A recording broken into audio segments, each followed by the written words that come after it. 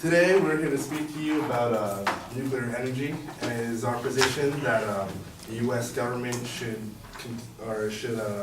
increase their support through subsidies of they should increase U.S. government should increase their support through subsidies of new nuclear reactor implementation and research. We believe this because currently we are, just the world in general, we now use a lot of energy, and we're basically becoming an industrious world, and to be industry requires energy. And for this energy, basically our position is that nuclear energy is the best form of energy and the cleanest. We believe this because of its environmental impact as well as its costs. Currently, climate change is a major problem that the Earth is now facing, a problem that has been shown to be caused by greenhouse gases such as carbon dioxide, sulfur dioxide, and nitrogen dioxide. And these are all given off by burning of fossil fuels. 570 million metric tons of carbon dioxide were actually avoided through nuclear energy in 2012 in the United States through, so basically that's equivalent to about 110 million cars on the road, which is about equal to all personal transportation vehicles that are owned in the United States.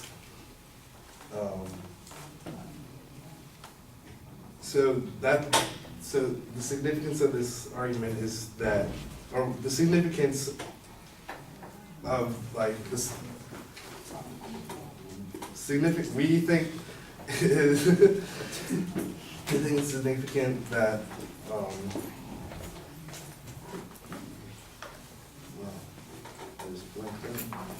but basically we think that nuclear energy needs to be implemented more because we currently are facing a lot of issues environmentally that are being caused by current energy, by the current methods of energy. We currently have 65 plants in the United States currently running nuclear energy in 31 different states, and they make up 20% of the energy we consume every year since 1990. This current rate needs to be increased because right now the other 80% approximately is fossil fuels, with the give or take 5, and with the remainder being made up by geothermal and wind. The problem with this large consumption of oil is that approximately 50% of it has to be imported from foreign countries, making or weakening our economy, as well as depleting the world reserves. According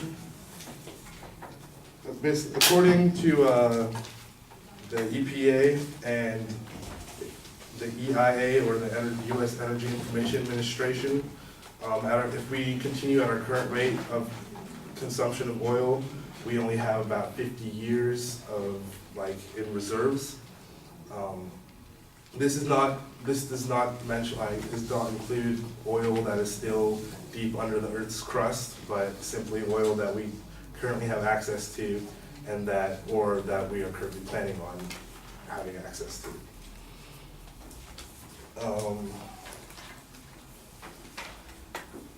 This oil has this oil is not the only fossil fuel that has been in use, but also natural gas is another fossil fuel that's fast growing. This is also not a clean burning fuel, and has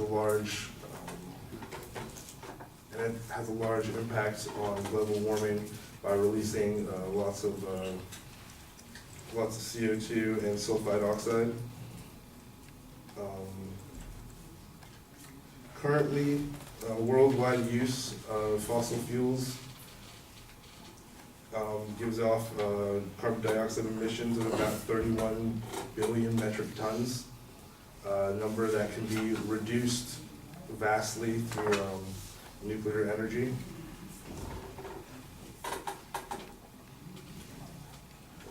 Nuclear energy is projected to be one of the fastest growing energy sources for the world as long as current reactors continue to be worked on. This is a problem, however, because startup costs are very high, and thus startup companies and companies in the business of building these factories or these plants need a lot of support at the beginning. This is why I believe that government subsidies should need to be given so that these plants can then be built and we can now move toward a cleaner future for energy. Thank you.